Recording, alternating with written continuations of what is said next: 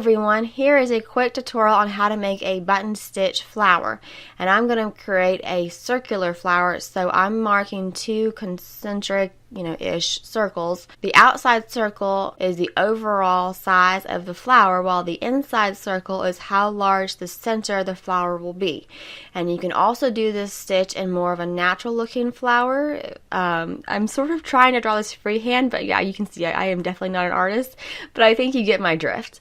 So to begin with either shape, you'll start with the outside of your flower, and you'll kind of hold the floss over to the side that your work is heading in. And then put your needle to the center, that center circle, the center of your flower, and out just past the first entrance, making sure that the thread stays behind your needle. Then pull your needle through and you've created your first petal. It is as easy as that. The spacing of your petals is completely up to you, and I'm only using one strand of embroidery floss, but you could use multiples if you wanted to. Just keep working those petals around until your flower is full, and then you can add French knots or maybe little beads or a button or whatever to the center of your flower, and it is easy as that. I hope this video was helpful. If you have any questions, please leave them in the comments below and I will do my best to answer them. And as always, I appreciate y'all for watching, and I hope to catch y'all next time.